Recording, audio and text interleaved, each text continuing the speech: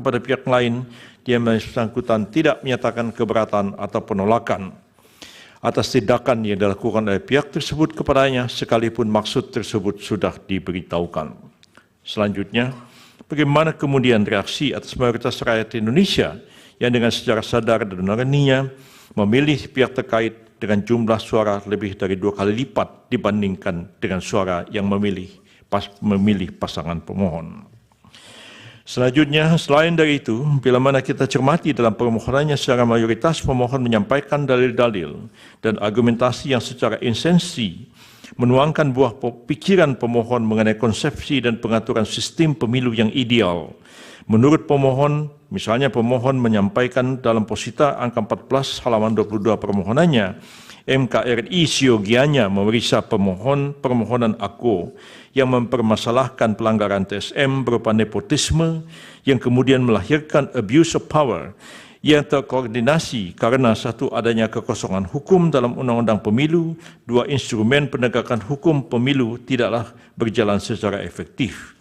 Dari perspektif akademik, hal ini tentu saja dapat menjadi diskusi dan pembahasan atas alasan argumentasi pemohon sehubungan dengan tampak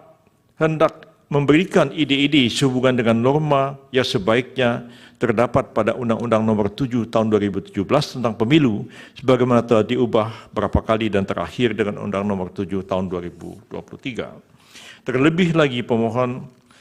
terhadap beberapa hal belum ada pengaturannya. Namun demikian, sebagaimana kita maklum, buah pemikiran pemohon mengenai ide-ide sehubungan dengan norma-norma yang sebaiknya terdapat di dalam Undang-Undang Pemilu itu, bila mana hendak ditindaklanjuti seharusnya melalui proses politik hukum yang berdasarkan konstitusi, dilakukan secara bersama-sama Presiden dan DPR, bukan melalui forum ini. Menarik bila mana kemudian kita mengutip pernyataan pemohon dalam hal ini Profesor Dr. Mahfud MD pada 1 Maret 2024 yang kami kutip sebagai berikut. Oleh sebab itu, apa yang kami lakukan ke MK bukan mencari menang, tapi beyond elections, maka masa depan bukan sekedar pemilu hari ini, tapi masa depan ratusan tahun yang akan datang, demokrasi kita harus sehat. Hal ini terang dan jelas menunjukkan bahwasanya permohonan Akuo disusun sebatas sebagai narasi dan buah pemikiran pemohon sebuah norma yang menurut pemohon baik untuk kemudian dituangkan dalam Undang-Undang Pemilu maupun peraturan perundang-undangan yang relevan untuk masa yang akan datang. Namun faktanya narasi yang secara langsung dan gamblang menempatkan petitum di awal justru pada hakikatnya bertolak belakang dengan narasi yang dinarasikan oleh Profesor Mahfud tadi, yakni meminta pihak terkait didiskualifikasi dan kemudian dilakukan pemungutan suara ulang dengan pesertanya hanya pasangan nomor urut 1 dan pemohon. Artinya apabila ditafsirkan sejalan permintaan pemohon dan narasi Profesor Mahfud tersebut, maka sepatutnya apa yang disampaikan pemohon dalam permohonannya adalah untuk memberikan jalan kemenangan bagi pemohon itu sendiri dengan cara membuat narasi seakan koreksi terhadap kewenangan Mahkamah Konstitusi, namun sejatinya menukangi seakan-akan terjadi kevakuman atau kekosongan hukum untuk tujuan semata-mata kemenangannya sendiri dan seterusnya. Bila mana kemudian kita secara tertib dan komprehensif menelaah dalil-dalil permohonan, pemohon yang berkenaan dengan narasi pelanggaran TSM dan berupa nepotisme dalam pencalonan Pak Gibran Rakabuming Raka dan program bantuan sosial Presiden Joko Widodo, maka akan nampak pula bahwasanya dalil pemohon itu hanya bersifat asumtif dan dianggap pula sebagai propaganda untuk melegitimasi keterpilihan pasangan calon presiden dan wakil presiden pihak terkait. Bagaimana kita maklum berkenaan dengan pencalonan Pak Gibran ini ialah penjelajahan hak setiap warga negara untuk sama-sama yang memiliki hak yang sama untuk maju dalam pemilihan-pemilihan yang dilaksanakan. Dan seterusnya kami tidak akan bacakan. Kemudian yang sedikit ada yang ingin kami singgung juga adalah mengenai satu statement yang juga disampaikan oleh Pak Mahfud dalam berbagai kesempatan. Kami juga menyatakan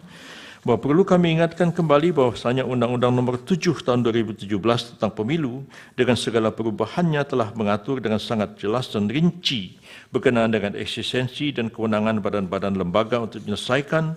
perselisihan yang berkaitan dengan pemilu.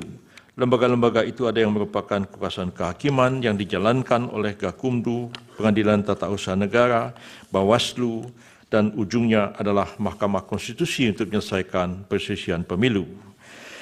Dengan adanya pengaturan tentang pembagian kewenangan dan menangani sengketa proses pemilu melalui Bawaslu, PT UN, dan Mahkamah Agung dalam sengketa administratif dan sengketa hasil oleh Mahkamah Konstitusi sejak tahun 2017, maka tidaklah relevan Profesor Mahfud mengutip pendapat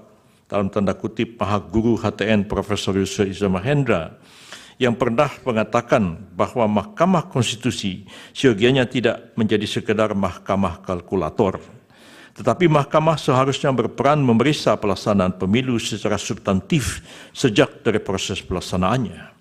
Pendapat itu ada benarnya karena diucapkan pada tahun 2014, 3 tahun sebelum berlakunya Undang-Undang Nomor 7 Tahun 2017 tentang Pemilu yang membagi kewenangan kasus-kasus yang terjadi dalam penyelenggaraan pemilu sebagaimana diuraikan tadi. Sebab itu pendapat tersebut dapat dikategorikan seperti dikenal dalam ilmu fikih, yaitu qaul qadim, satu pendapat yang dimansuhkan, dibatalkan atau ditinggalkan, dengan qaul jadid atau pendapat baru karena norma-norma hukum yang mendasarinya juga telah berubah. Jadi tidak relevan mengutip pendapat 2014 untuk keadaan sekarang karena norma hukum positif sudah berubah. Tapi kalau mau dianggap yang ideal, suatu ketika Mahkamah Konstitusi boleh mengadili sampai kepada substansi penyelenggaraan pemilu, maka tentu tidak pada saat sekarang kita membahasnya, tapi mungkin dalam amandemen terhadap Undang-Undang 45 dan amandemen terhadap Undang-Undang Pemilu itu sendiri. Ini klarifikasi, mudah-mudahan